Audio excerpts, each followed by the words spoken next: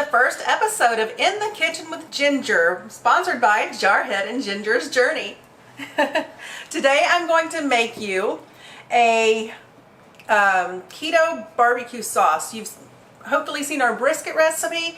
This is the sauce that I made to go with that brisket. We got a recipe from somebody that owns a barbecue restaurant and made it keto. We added a few things and I think it's delicious. You'll have to give it a try. So come on, let's get started.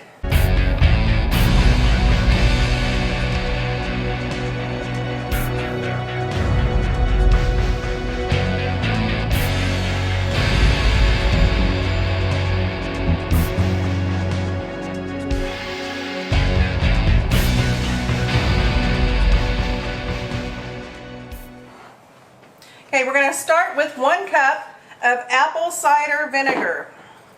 Make sure to use the apple cider vinegar that has the mother, like Bragg's apple cider vinegar. Organic is the one that I choose to use. And I'm going to shake it. Make sure to shake it. I had some from a previous bottle, had to run get a new bottle. So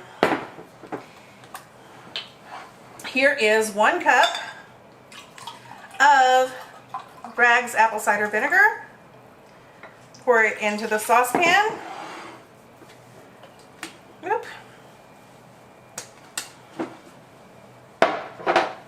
1 tablespoon of crushed red peppers. You can use more or less to your taste, but this doesn't really make it spicy. 1 tablespoon. And I like to just throw things in, so it took me a while to make this video because I had to perfect the measurements. 2 tablespoons of ketchup. So if you're keto, you can use any kind of sugar-free ketchup. Just make sure you check the ingredients because they like to sneak stuff in. Or you can watch my keto ketchup video that uses monk fruit sweetener, or actually I think Swerve brown sugar replacement. It's erythritol. So we're going to use 2 tablespoons of ketchup.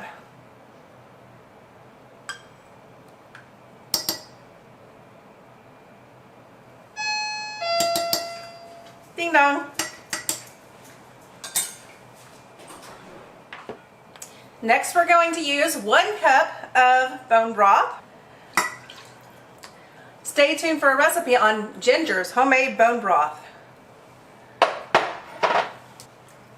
The next ingredient is 1/2 tablespoon of dry mustard.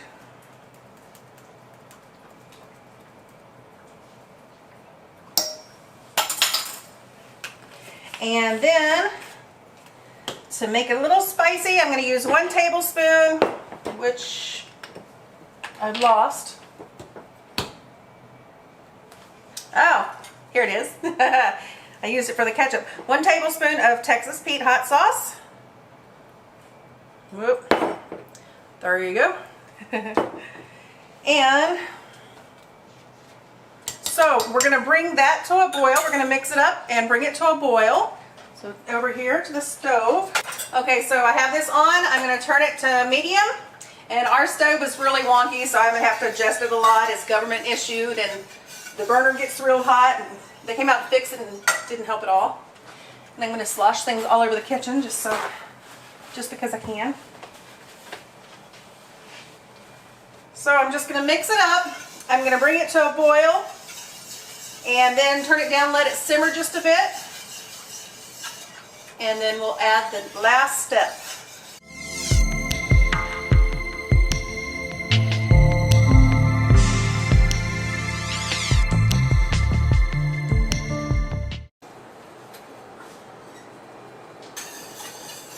Okay, so it has come to a boil, and now I'm going to simmer it just for maybe 2 minutes, just to allow the flavors to mix in.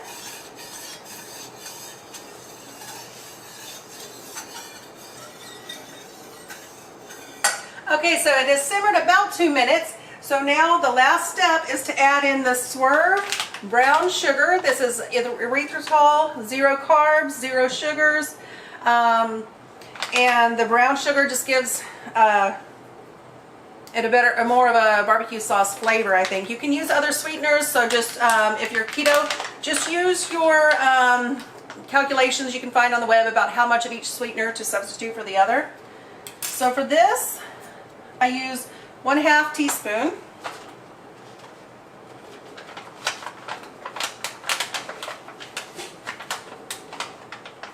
And it'll dissolve in there rather quickly.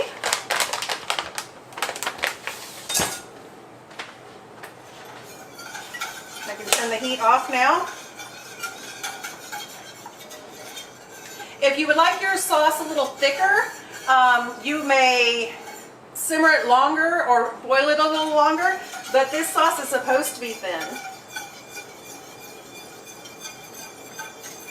It's a Carolina type sauce, vinegar sauce. Also, if you don't want the that much vinegar flavor, you can add more bone broth, or if you don't have bone broth, you could just use vinegar. Just leave out the bone broth. Or use beef broth. Okay, now it's ready for a taste.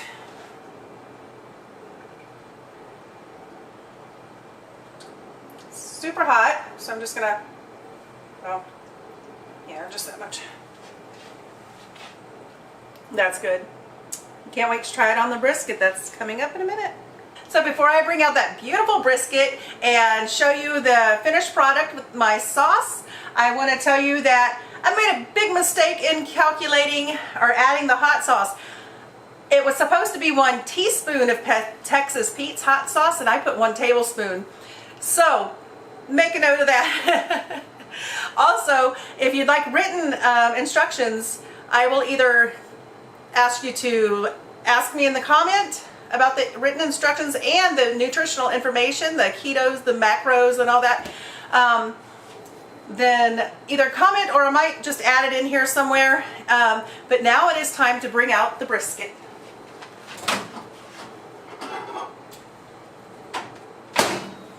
We have the video featuring Scott making this beautiful brisket, and it doesn't need sauce. It's deliciously smoky, and I washed the spoon after I tasted it. Here is the finished product of the sauce and the brisket. So I'd like to call Jarhead in here to help me taste it, and hopefully he doesn't burn his mouth off. He's used to spicier foods than I am. Welcome, Jarhead. Okay, here we go. I like a little bit spicier than she does anyway, so. Yeah, that's why you married a redhead. I don't know about that. I got a story about that. I'll tell you later.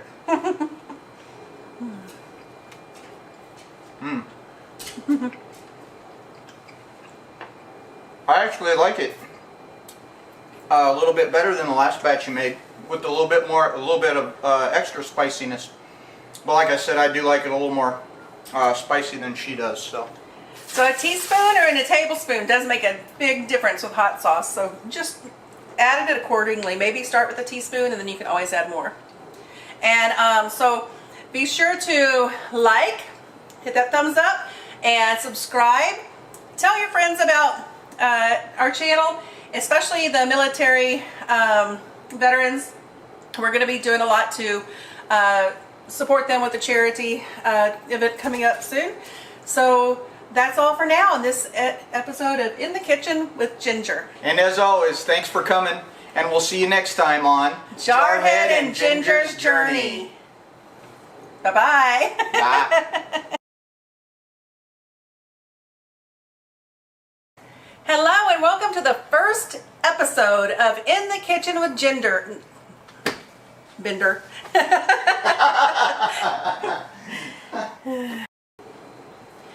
So I hope that you've enjoyed this. Nope.